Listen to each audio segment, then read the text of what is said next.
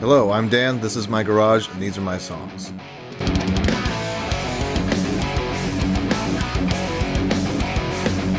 Episode 4, Track 4. The song is called Take It, and it's a song about self-actualization. This song is a great example of a particular songwriting process that I use where as I'm working through ideas, I end up with a lot of lyrics, phrases, titles, things that I want to write about in one column, and then over here I have musical ideas and riffs and melodies and things like that I'm also working on. Sometimes it's very late in the process where the two get put together.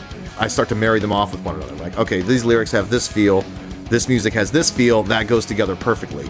In this case, I had this music almost entirely written. It was riffs and these chords and stuff that I thought sounded a lot of fun. And then I just had two lines. It was the lines of the chorus. It says, "Live it like you own it, drive it like you stole it." And so when I put the two together and started continuing to write the song, it totally felt right. Lyrically, it is about the balance between reckless abandon and prudent caution. You don't want to be too far in any one direction, otherwise you'll crash and burn or you'll never go anywhere in life. The idea, you drive it like you stole it. You just kind of go for it and you don't really think. In some cases, that can be very good. We all need a little bit of that. There's also the live it like you own it, right? Which is be responsible.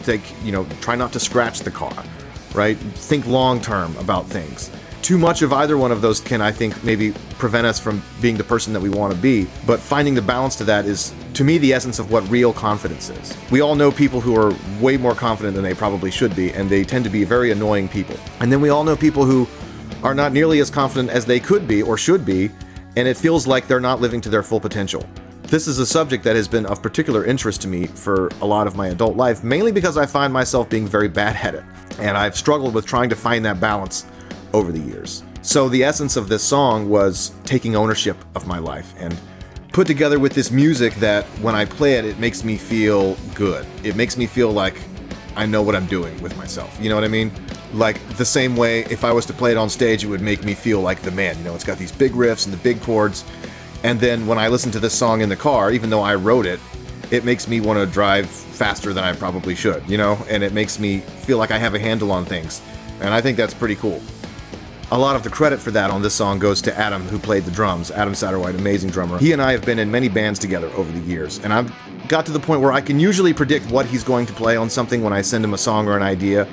But even still, he still surprises me sometimes with these cool things that I never would have thought of, and I go, oh, well, that just took the song from here up to here. It was always like Christmas. Every time he would send me over tracks, and I'd be like, ooh, what's it gonna sound like? And I would put it in there and listen to it with my guitar tracks and the vocals, and I would go, oh, this is great.